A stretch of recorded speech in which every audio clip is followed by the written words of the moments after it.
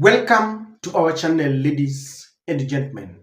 President William Samoei Ruto is under intense pressure to fight and eradicate corruption and wastage in his government. Now, the president, instead of facing the elephant in the room, has decided to play escapist kind of politics. He's now accusing the legislative arm of the government and the judiciary of being corrupt, but it does not recognize the fact that many Kenyans feel that corruption begins and ends within his office, the executive arm of the government. Now, his accusations have not gone well with the members of the National Assembly and the members of the Senate, and they are saying that President William Ruto must produce evidence. Many Kenyans believe that the president knows what he's talking about because he's the one who has bribed the members of parliament to pass his bills. They talk about impeachment of Rigathi Gachagua. They talk about rescuing the former agriculture CS, Mithika Linturi. They also talk about the Finance Bill 2024. Now, when all this is happening, we see a lot that needs to be talked about. The e-citizen is siphoning a lot of money that is ending up into individuals' pockets. SHA is not different because monies are paid to hospitals that do not exist. Kenyans are calling upon the president to relieve Duale of his duties. So basically, when they look at William Ruto and his commitment to fight corruption, they feel it's like a joke. But ladies and gentlemen, it does not end there. There are institutions that have been charged to fight corruption. We maintain those offices using a lot of taxpayers' money. One such office is the EACC, the Ethics and Anti-Corruption Commission. This office is a public body that has been established in Kenya, and it is responsible for battling corruption, promoting ethical conduct, and ensuring good governance through law enforcement, prevention, and public education. But the EACC, among other public independent institutions, have always danced to the tune of the executive. They are not independent. The independence is only on paper. Now, recently, the EACC summoned the former governor, Wangamati. Now, in the process, they made a mistake that has left people wondering how they are conducting their duties. They summoned a man who was buried about 3 years ago. And Kenyans have been wondering, surely, if they can make such a mistake, we understand error is to human, but they felt this was too much because we need an office that is efficient. Kindly listen to this and you will tell me whether this office can discharge its duties properly to the satisfaction of Kenyans that pay and maintain that office. One of the persons who EACC has summoned to appear today, we have submitted evidence of a death certificate. Actually died 3 years ago. He died 3 years ago. So you are wondering, if you want to ask yourself why this the prosecution is not politically instigated, why would an institution that is funded by the taxpayer, an institution which has more than 1,000 officers, investigators who are experienced, why is it that they can't find out a very simple fact that one of the persons that they want charged died 3 years ago? So it can tell you that these people are so fixated to charge the former governor Wangamati in court to the extent that they forget the basic and most embarrassing facts. And that, I can tell you, it damages the profile of the institution. Really, EACC CEO, please don't allow yourself to be used by politicians to damage the profile of a credible institution which Kenyans want it to work for them. That's the message which you want to put to the office of the EACC CEO. And then there's one, the deceased died in, I think in July 2022, and we have the death certificate. which we have now given it to them. And to my shock today, when I gave them the death certificate, they were actually shocked as well. So you can imagine an investigating agency of government that is shocked that a suspect has died. So the death certificate is here. I can show it to you. So it just tells you, yeah, this is the funeral program of the suspect that EACC has summoned to record a statement and to be taken to court. This is his funeral program. 15th of June 2022. Yeah, so it can tell you that we have a problem with this institution. Shall we disband it, that they can't do the basics to investigate a simple issue? Why would you use taxpayers' money to summon a deceased person? Really? Is that how we want to conduct investigations and prosecutions in this country? Do you think this is allowed? Because many are saying that, yes, sometimes it is a simple error. But accountants will tell you that an error in calculation can lead to a very, very big mess.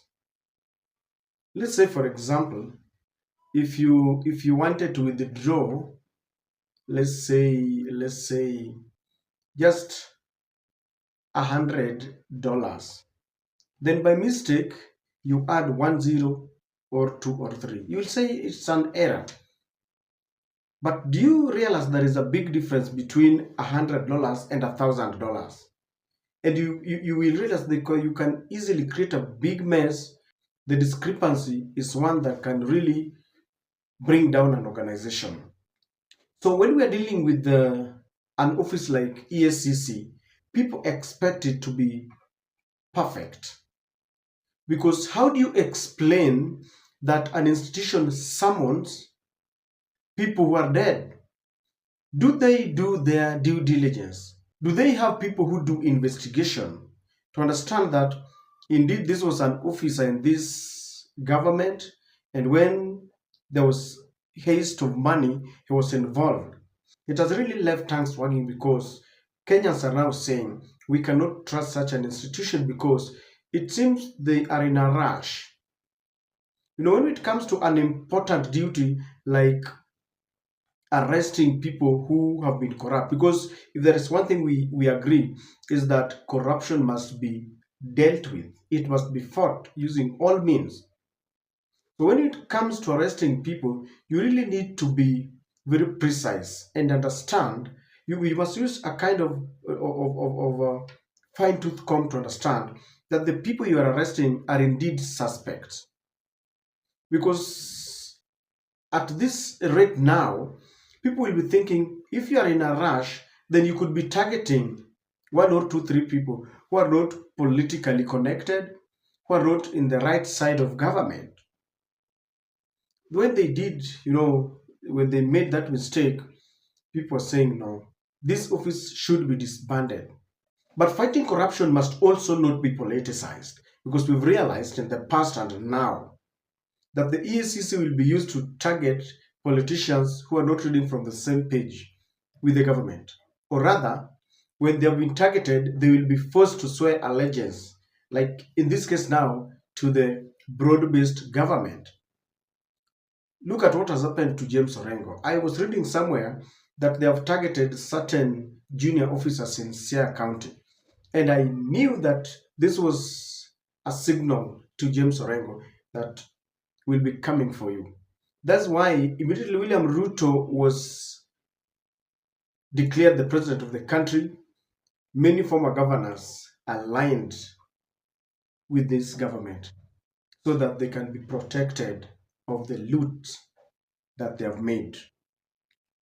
The EACC is not the only independent institution. The Office of the Director of Public Prosecution is another one that is not doing us any good. We maintain it with taxpayers' money, but it is used to avert justice.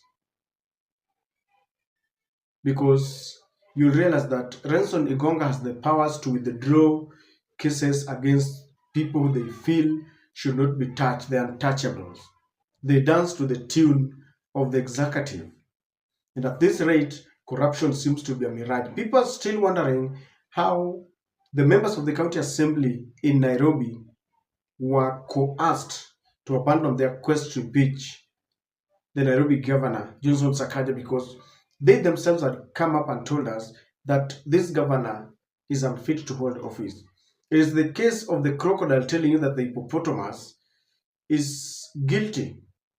So you cannot come and tell them that, we know he's guilty, or we believe or we think that is corrupt, but then let us dialogue. There is this new term that has been brought by Raila and Ruto. It's not new, rather, it's being misused now. You dialogue in everything. When people are being killed every day, let us dialogue. So a simple thing like just stop killing people. When they accuse a leader of being, corrupt, let us dialogue. Yes, I know that any family as a country, sometimes we need to talk. But Kenyans talked and made a proclamation when they passed the new constitution. Everything is contained there. We have laws and policies. The only thing we need to do is to follow the constitution to the letter, because we know that everything is contained there. When someone is corrupt, we know how to deal with corrupt people. When you suspect someone is corrupt, you know how to deal with them. So fighting corruption must be holistic. When you read the reports from the office of the registrar, when you read reports from the office of the auditor general and the controller of budget, you will realize that there is a lot of money in the country. In fact, we could survive without borrowing, but there's a lot of wastage and money getting into people's pockets. There's a lot of talk, but no action. We need to see the very closest allies of William Ruto rotting in jail. That will be the simplest signal that William Ruto does not want to entertain corruption. You can declare zero tolerance on corruption, but without any action, Kenyans know, leaders know that corruption is still the order of the day. When you still see policemen collecting 50 shillings pale kwa barabara, hakuna kitu itaendelea. So ladies and gentlemen, there is no way a very independent institution can make a mistake and issues maybe arrest warrant on a person who is dead. They are not doing their proper work. They are no investigators. They are rushing. It only means that they're being used and they are, achieving certain political motives. I don't know what to think. I don't know whether we can, excuse them because they're human. But you see, there are certain offices that requires ultimate and perfect decisions before actions are made. Because if they can target someone who's dead, they can easily target someone who's not corrupt. And that's why fighting corruption in Kenya will still not succeed. We rescue people who have been charged. We retrieve others from jail. We withdraw cases as we target those who are not politically correct. I think we need to do something. Otherwise, we will do a lot of talk, but Kenya will sink deeper and deeper. The biggest thing that is wasting our country is corruption. What advice would you give the EACC?